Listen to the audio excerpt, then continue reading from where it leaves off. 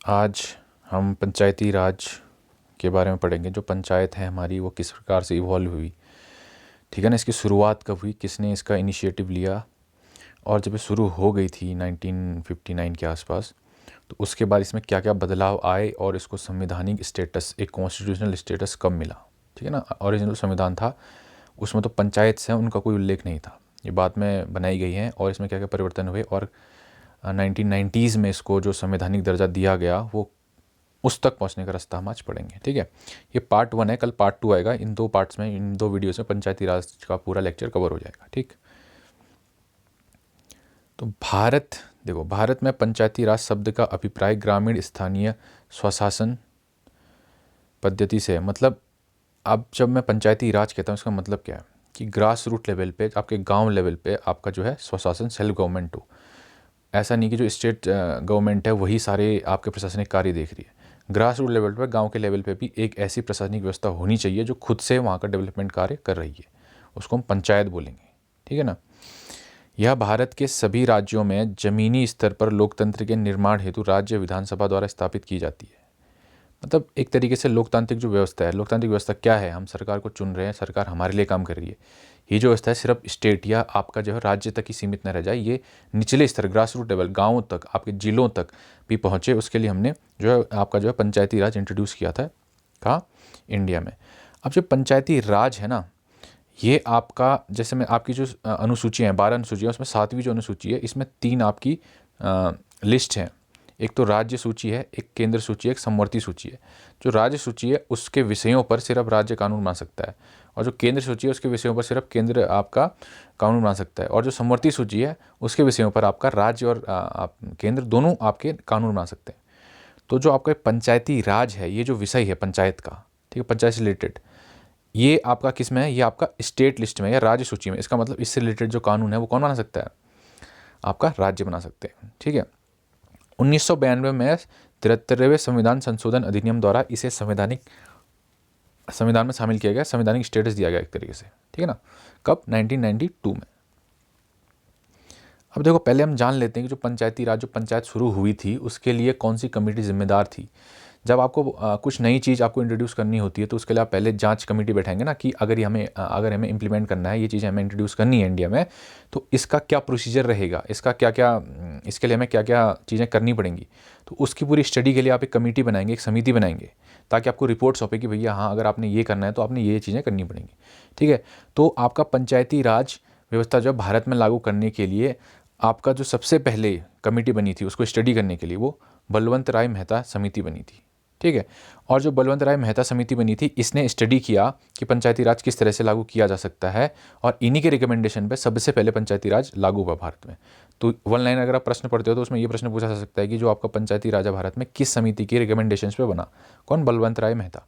इसके बाद बहुत सारी कमेटीज आएंगी। मैंने कहा ना, 1992 में इसको संवैधानिक स्टेटस दिया गया, कॉन्स्टिट्यूशनल स्टेटस।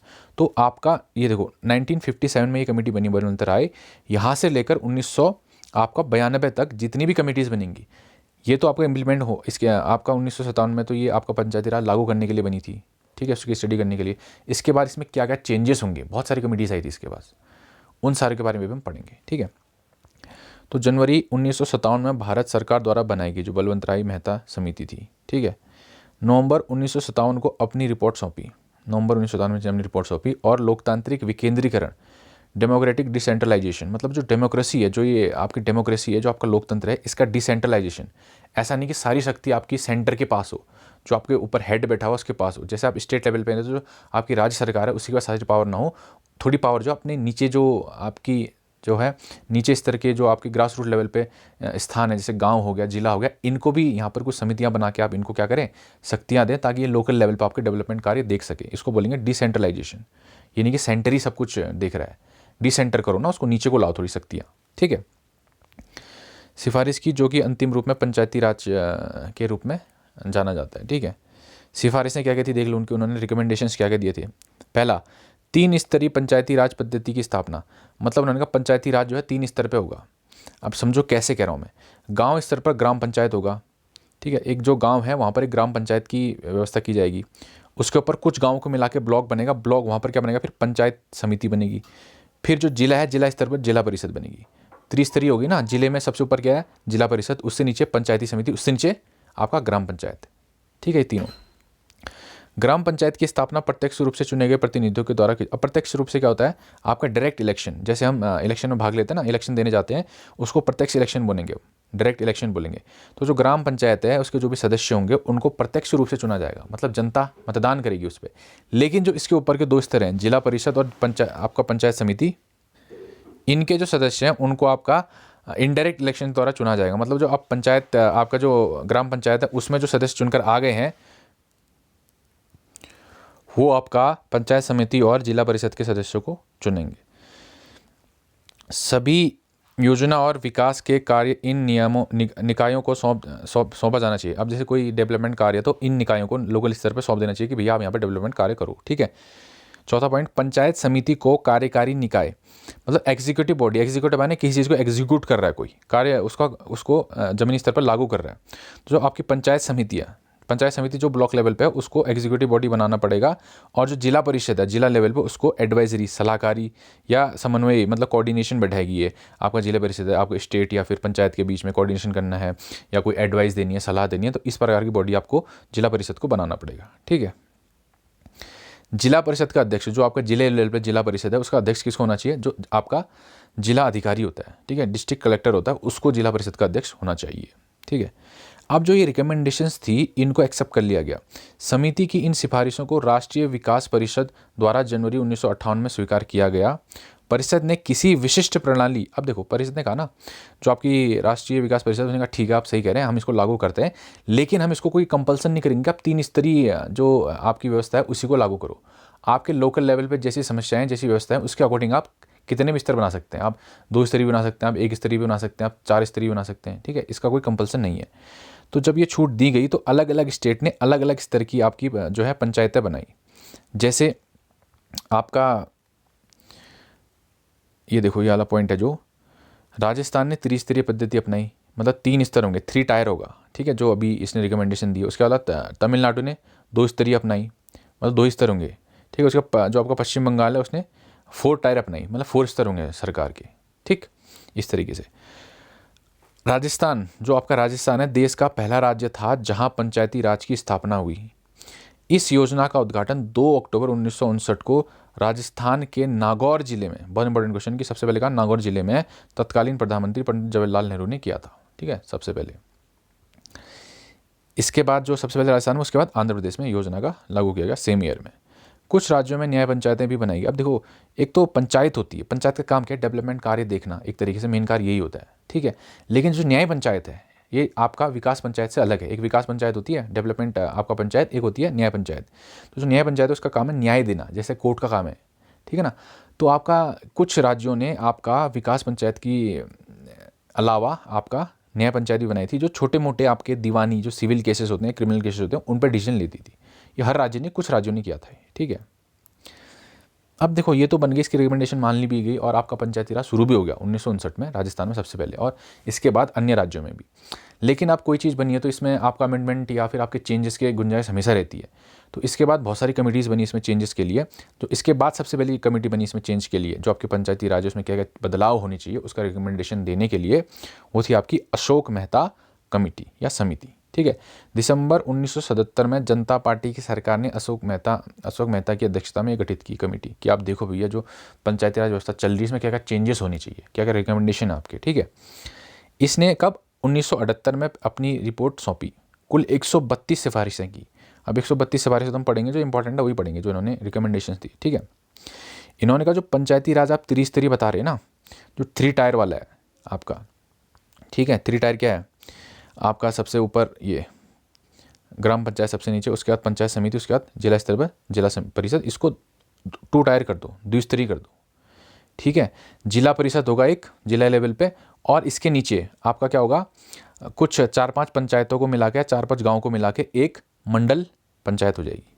ठीक है, 2 स्तरीय बनाओ। इसके बाद उन्होंने कहा पंचायती चुनाव में सभी स्तर पर राजनीतिक पार्टियों की आधिकारिक भागीदारी होनी चाहिए। अब जो राजनीतिक पार्टी उसको भी पंचायत इलेक्शन में भाग लोगा उन्होंने, ताकि जो स्टेट में आपकी गवर्नमेंट बनेगी आप रिस्पॉन्सिबल हो गाँव में भी डेवलपमेंट कार्य के लिए। ठीक है। पंचायती राज संस्थाओं के पास कर लेने की शक्ति हो। और जो पंचायती राज संस्थाएं बनेंगी, जो ग्राम पंचायत वगैरह, सॉरी, जो आपका इस रिकमेंडेशन के अनुसार जो जिला परिषद वगैरह ये हैं, इनको टैक्स लेने का एक अधिकार दे दो ताकि ये खुद के लिए पैसा कलेक्ट कर सकें डेवलपमेंट कार्य के लिए। ठीक है। न्याय पंचायतों को विकास, जो आपकी न्याय पंचायत बोला था ना मैंने, आपका क्रिमिनल केसेस देखते हैं छोटे मोटे, और जो आपका विकास पंचायत जो डेवलपमेंट कार्य देखते हैं, दोनों को अलग रखना चाहिए। और जो आपकी न्याय पंचायत है, इसका हेड कौन होना चाहिए? एक न्यायाधीश होना चाहिए, वरिष्ठ न्यायाधीश होना चाहिए, यानी कि किसी को बैठा दिया आपने। ठीक है। राज्य के मुख्य चुनाव अधिकारी द्वारा, जो राज्य का चीफ इलेक्शन कमिश्नर होता है, उसके द्वारा जो पंचायती राज के चुनाव हैं, जो पंचायती राज है उसके चुनाव इलेक्शन कंडक्ट करानी चाहिए। ठीक है। किसकी सहायता से? जो आपका चीफ इलेक्शन कमीशन होता है इंडिया का, उसकी हेल्प से। ठीक है। तो ये पूछता है कि आपको जो पंचायती राज है आपका, उसके इलेक्शंस के लिए आपका कौन जिम्मेदार है। वो सारी चीज़ें मैं पढ़ाऊंगा जब मैं इसका संवैधानिक स्टेटस को मिला था, तो इसमें क्या क्या बदलाव हुए थे, जब वो पढ़ाऊंगा। अभी समझ लो इनकी रिकमेंडेशन ये थी। ठीक है। विकास के कार्य जिला परिषद को स्थानांतरित होने चाहिए। जो आपके डेवलपमेंट कार्य हैं वो जिला पंचायत को आप दे दो। पंचायती राज संस्थानों में संस्थाओं के मामलों की देखरेख के लिए मंत्री परिषद में एक मंत्री की नियुक्ति होनी चाहिए। जो आपका स्टेट है ना, जो आपकी सरकार है स्टेट लेवल पे, वहाँ पे जो स्टेट काउंसिल ऑफ मिनिस्टर्स है, वहाँ पे एक मंत्री होना चाहिए स्पेसिफिक, जो किसके लिए हो? पंचायती राज मामलों के लिए हो। ठीक है। जनसंख्या के आधार पर जो आपकी SC ST से उनको आपका पंचायतों में आरक्षण मिलना चाहिए। पंचायती राज संस्थाओं को संवैधानिक मान्यता दी जानी चाहिए। ये बलवंत राय कमेटी ने नहीं कही है, ये रिकमेंडेशन दिया सबसे पहले अशोक मेहता ने कि भैया इनको आप संवैधानिक स्टेटस दो। देंगे कब? हम 1992 के आसपास। ठीक है। लेकिन वहाँ की रिकमेंडेशंस आई, जनता पार्टी की सरकार गिर गई, तो केंद्र में एज सच कोई परिवर्तन नहीं हुआ। पंचायती राज व्यवस्था में जैसा चल रहा था वैसा ही चलता गया। ठीक है। ठीक है भाई, ये तो हो गया। उसके कुछ समय बाद एक और कमेटी बनाएगी, कमेटीज़ बनती जाएंगी इसमें चेंजेस के लिए। GVK राव समिति, ये कब बनाएगी? 1985 में बनाएगी। ठीक है। इसका मानना था कि भाई जो हम कह रहे हैं ना कि डिसेंट्रलाइजेशन करो, आप जो शक्ति है, जो पावर है, वो सेंटर से नीचे की ओर फ्लो करो, नीचे की समितियां बनाओ, उनको भी दो। तो ये तो हो नहीं रहा, लेकिन जो लोकतांत्रिकरण है, इसके स्थान पर आपका नौकरशाहीकरण का, हमने इसको नौकरशाहीकरण मतलब बना दिया है। दोनों में डिफरेंस क्या? देखो, डेमोक्रेटाइजेशन और ब्यूरोक्रेटाइजेशन, मतलब आपका हम लोकतांत्रिक व्यवस्था कह रहे हैं कि भई ये लोकतांत्रिक व्यवस्था है, लेकिन असल में क्या बन गई है? आपकी नौकरशाहीकरण हो गया है यहाँ पे। नौकरशाही मतलब ब्यूरोक्रेसी यहाँ पे हावी हो गई है एक तरीके से। ठीक है। जो आपके पंचायती राज में नेता वेता चुनकर आ रहे हैं, या जो भी आपका ब्यूरोक्रेसी है वहाँ पर, जो कि आपके अधिकारी हैं, उनकी ज़्यादा चल रही है। एक तरीके से लोकतांत्रिक व्यवस्था को किसी तरीके से रिप्रेजेंट नहीं कर रहे हैं। ठीक है। तो उन्होंने कहा कि ये एक तरीके से क्या है? बिना जड़ का घास है, ऊपर ऊपर दिख रहा है, जड़ तो इसकी है ही नहीं, खाली दिखने को अच्छा है कि पंचायती राज ऐसा ऐसा है, लेकिन असल में कुछ काम नहीं हो रहा है। ठीक है। इनका मानना था। तो उन्होंने कहा इसमें क्या क्या चेंजेस होने चाहिए। उनकी मुख्य सिफारिशें देखो। जो जिला परिषद को सबसे महत्वपूर्ण स्थान दिया जाना चाहिए, जो जिला परिषद आपकी, उसको सबसे महत्वपूर्ण स्थान दिया जाना चाहिए, इन्होंने ये कहा। इसके अलावा इन्होंने कहा एक जिला विकास आयुक्त, डिस्ट्रिक्ट डेवलपमेंट कमिश्नर, एक आपको इसका एक ऐसा पद सृजन करना पड़ेगा, ऐसा पद बनाना पड़ेगा, एक ऐसी पोस्ट बनानी पड़ेगी जो जिला परिषद के मुख्य कार्यकारी अधिकारी या चीफ एग्जीक्यूटिव ऑफिसर के रूप में काम करेगा। मैंने कहा ना एग्जीक्यूटिव बॉडी बनाओ जिला परिषद को, तो इसका एक हेड बनाना पड़ेगा आपको, एक पोस्ट बनानी पड़ेगी जिसका नाम होगा डिस्ट्रिक्ट डेवलपमेंट कमिश्नर। ठीक है।